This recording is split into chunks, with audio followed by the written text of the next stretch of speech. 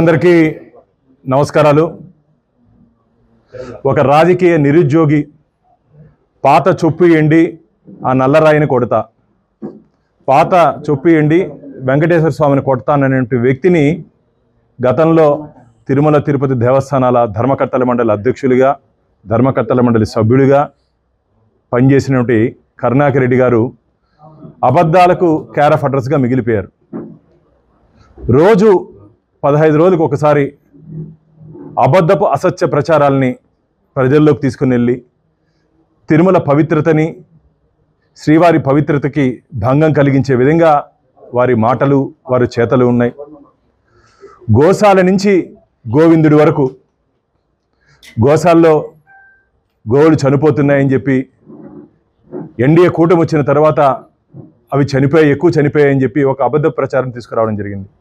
వారి హయాంలో దానా దానికి సరిగ్గా పెట్టలేని కారణంగా, పురుగులు పడినటువంటి దానా దానికి సరఫరా చేసిన కారణంగా అవి అనారోగ్య బారిన పడినాయని చెప్పి విజిలెన్స్ నివేదిక, కరుణాకర్ రెడ్డి గారు అధ్యక్షులుగా ఉన్నప్పుడు విజిలెన్స్ నివేదిక ఇవ్వడం జరిగింది.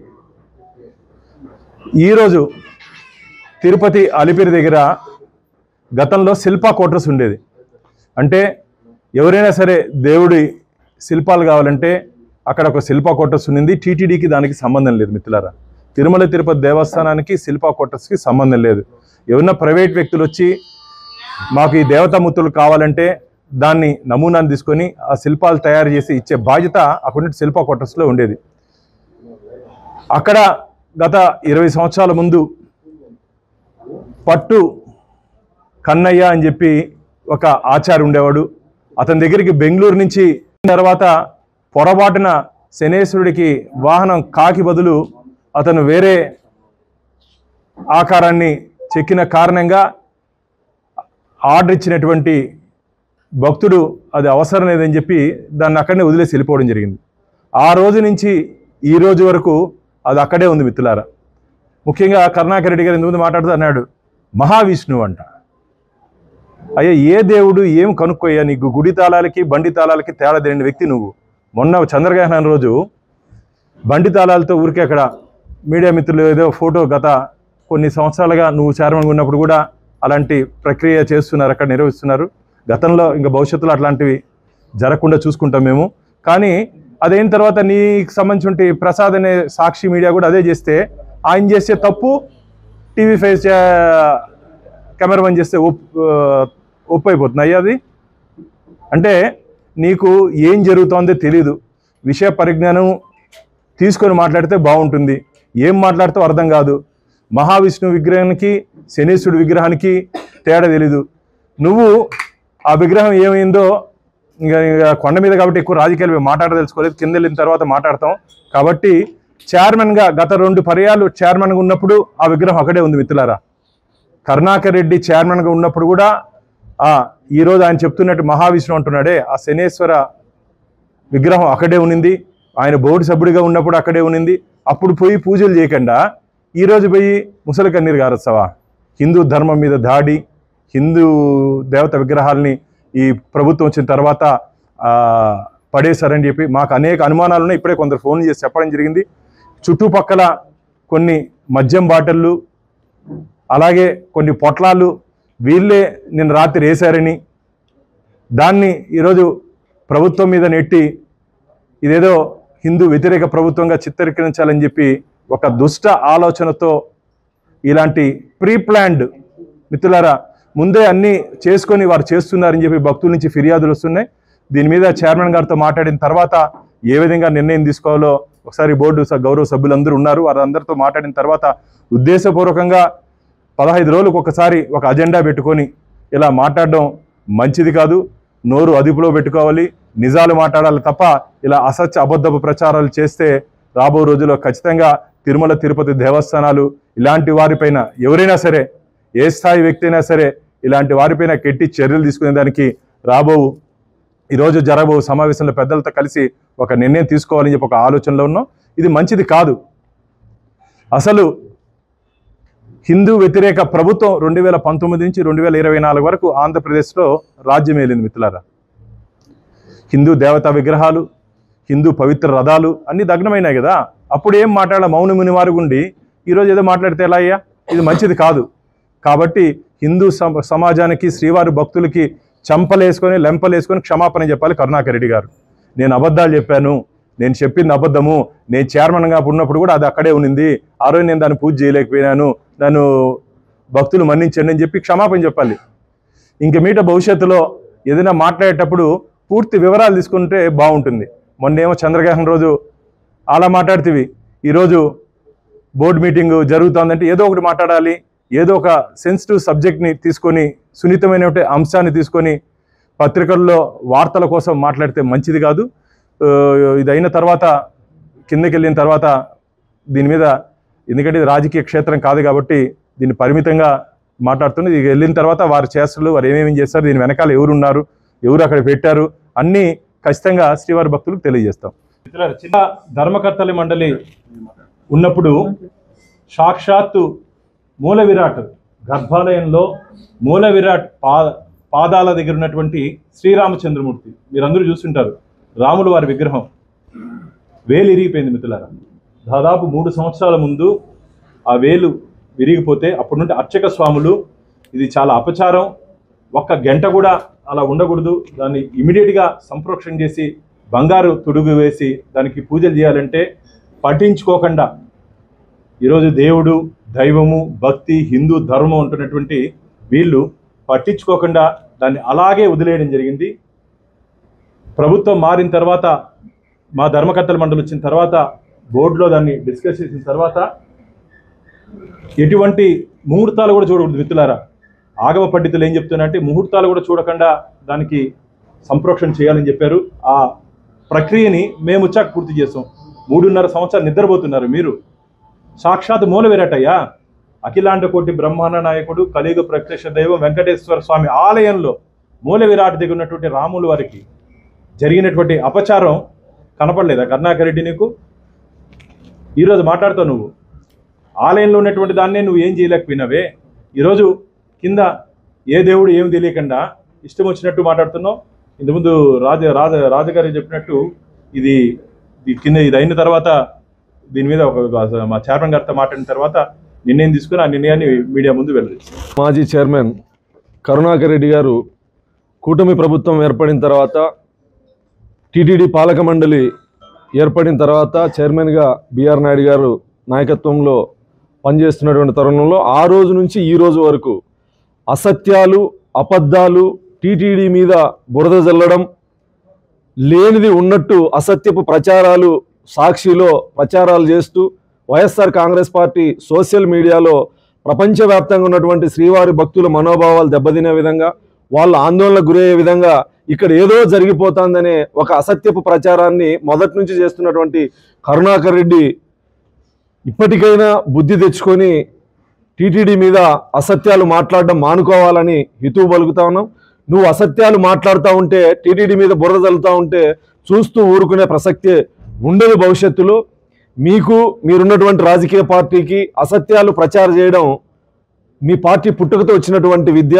దాన్ని కొనసాగిస్తూ ఉనికిలో లేనటువంటి పార్టీ, ఉనికిలో లేనటువంటి ఇతను కేవలం ఉనికి కోసం ఆరాట పడుతూ ప్రపంచవ్యాప్తంగా ఉన్నటువంటి హిందువులు కావచ్చు, శ్రీవారి భక్తులు కావచ్చు, టీటీడీ మీద ఏదైనా మాట్లాడితే మిగతా రాజకీయ వార్తల కన్నా టీటీడీ మీద ప్రపంచవ్యాప్తంగా వెళ్తుందని చెప్పి అతను ఉనికిలో ఉండడం కోసం అనవసరమైనటువంటి మాటలు మాట్లాడుతూ ఉన్నారు. ఇందాక భానుప్రకాష్ రెడ్డి గారు చెప్పినట్లు మొదటి నుంచి, ఆది నుంచి గోవుల విషయం కావచ్చు, ఈరోజు విగ్రహం విషయం కావచ్చు, లేదా క్యూ లైన్లో వైసీపీ కార్యకర్తలు వాళ్ళ సానుభూతి పరులు చేసేటువంటి అల్లరిని టీటీడీ మీద నెట్టివేస్తూ అనేక ఇప్పటి వరకు ఎన్ని మాట్లాడినా సహనంగా సమాధానం చెప్పాం. టీటీడీ బోర్డు కూడా నిర్ణయం తీసుకోబోతా ఉంది. ఇలాంటి మాటలు పునరావృతమైతే ఖచ్చితంగా కఠిన చర్యలు తీసుకోక తప్పదు.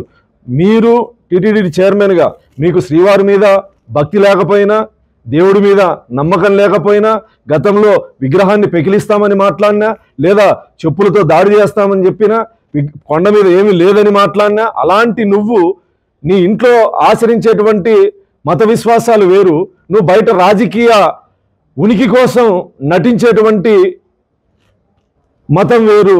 ఇవన్నీ కూడా ప్రపంచంలో ఉన్నటువంటి శ్రీవారి భక్తులందరూ తెలుసుకోవాలి. అతను హిందువు కాదు, శ్రీవారి భక్తుడు అసలే కాదు, కేవలం ధనార్జన కోసం టీటీడీని శ్రీవారిని ఉపయోగించుకున్నటువంటి ఒక దేవుడి మీద భక్తి లేనటువంటి వ్యక్తి.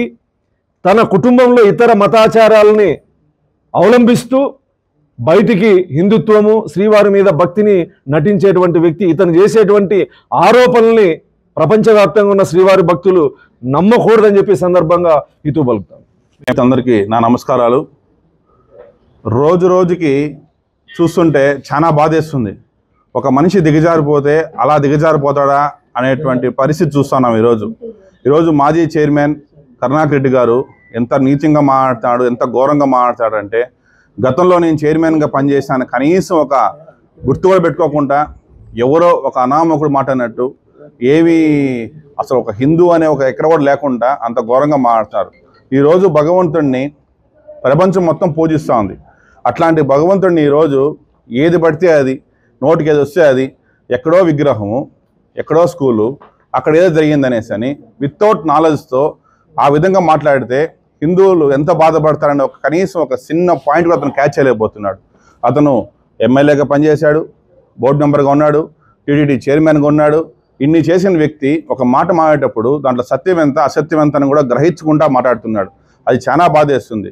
ఈరోజు కొండపైన ఎక్కడ చూసినా కూడా సరే, ఎవరు వచ్చినా కూడా ఎంత హ్యాపీగా ఎంత ఆనందంగా పోతున్నారంటే ప్రతి ఒక్క విషయంలో కూడా సరే, అది దర్శనాల్లో కావచ్చు, ప్రసాదాల్లో కావచ్చు, క్లీన్ అండ్ గ్రీన్లో కావచ్చు, ఎవ్రీథింగ్ కూడా అంత హ్యాపీగా ఉండే వాళ్ళని ఏదో ఒకటి మిస్మేజ్ చేయాలా, అతన్ని మర్చిపోతారు ప్రజలని చెప్పేసి అని ఏదో ఒకటి నోటికి వచ్చేట్టు మాట్లాడి మీడియా ముందు కనిపించాలా అనేటువంటి దీంతోనే అతను మాట్లాడుతాను చెప్తే అక్కడ ఏమీ ఉండదు. అసలు ఏమీ లేకుండానే ఆఫ్ నాలెడ్జ్తో మాట్లాడే వ్యక్తి కన్నా కూడా ఘోరంగా మాట్లాడుతున్నాడు ఈరోజు మాజీ చైర్మన్ గారు. ఇది పద్ధతి కాదు. దయచేసి మీ పద్ధతిని మార్చుకోండి. ఎందుకంటే మీరు మాట్లాడే ప్రతి మాట కూడా హిందువులందరినీ మనోభావాలు దెబ్బతీసే విధంగా మీరు మాట్లాడుతున్నారు. అది ఎటువంటి పరిస్థితుల్లో కూడా భగవంతున్నాడు. భగవంతు గురించి మాట్లాడేటప్పుడు దయచేసి ఒక 10 నిమిషాలు ఆలోచించి మాట్లాడమని చెప్పి మనం మనస్ఫూర్తిగా కోరుకుంటున్నాను. ఈరోజు అన్నగా చెప్పినట్టుగా కొండ మీద రాజకీయాలు మాట్లాడుతుంది కాబట్టి ఇక్కడ ఏవి కూడా మాట్లాడట్లేదు. కానీ ఈరోజు చూస్తే మాత్రం ఉదయమే దర్శనం చేసుకుని బయట వస్తేనే అది చూసాము. అది చూసిన వెంటనే బాధేసి దీన్ని ఖండించకపోతే చాలా ప్రాబ్లం అవుతుంది. ఎందుకంటే ప్రజలందరూ కూడా మొత్తం ప్రపంచం అంతా కూడా ఈరోజు భారతదేశం వైపు చూస్తూ తిరుపతి వైపు చూస్తుంది.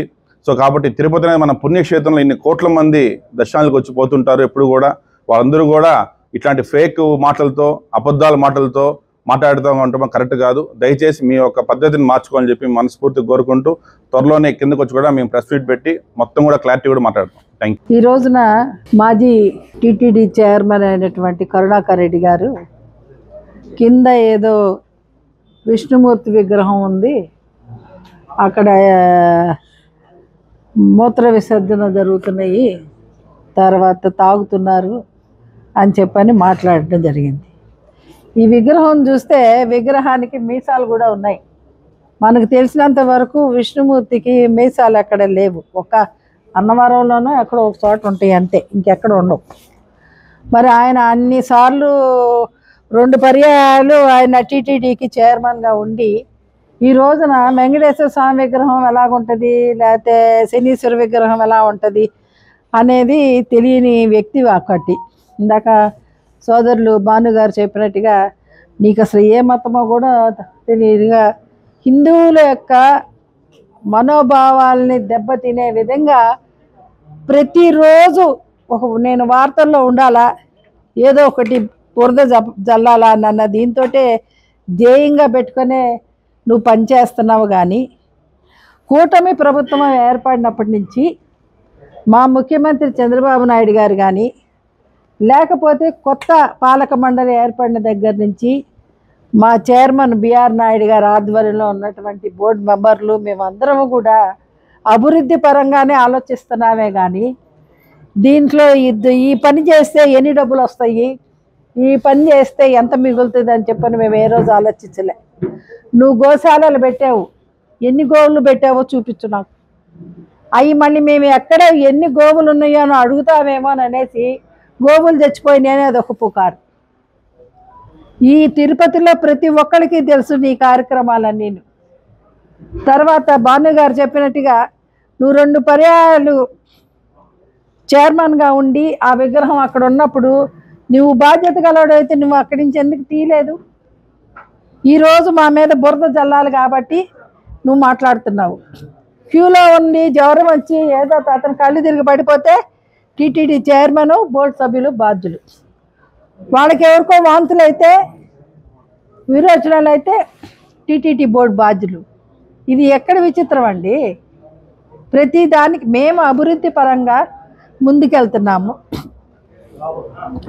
బ్రహ్మోత్సవాలు జరుగుతున్నాయి, వీళ్ళని పాయింట్అవుట్ చేయాలా, ఏదో ఒక విధంగా వీళ్ళని మాట అనాలన్న ఉద్దేశంతో ఒక కంకణం కట్టుకొని ఈ వైసీపీ పార్టీ పనిచేస్తుందే కానీ ఒరే వాళ్ళు అభివృద్ధి పని చేస్తున్నారు మనం కూడా సపోర్ట్ చేస్తామన్న ఆలోచన అయితే లేదు. రాజకీయం చేయొద్దు దయచేసి. హిందువుల యొక్క మనోభావాలతోటి మీరు ఆడుకుంటున్నారు. ఆఖరికి ప్రజలే తిరగబడి మీకు బుద్ధి చెప్పే రోజు వస్తుందని చెప్పని నేను ఆల్రెడీ మిమ్మల్ని ఇంట్లో కూర్చోబెట్టున్నారు. ఇక్కడ రాజకీయాలు మాట్లాడకూడదు కాబట్టి ఏది మాట్లాడినా రాజకీయం వస్తుంది కాబట్టి మేము ఇప్పుడు మళ్ళీ మేమందరం కలిసి విగ్రహం చూడటానికి వెళ్తున్నాము. అక్కడ దయచేసి మీరు కూడా వస్తే అక్కడ వాస్తవాలు ఏంటో అక్కడ వాళ్ళని అడిగి మనం తెలుసుకుందాం అని చెప్పని మీకు అందరికీ మనం చేస్తాం.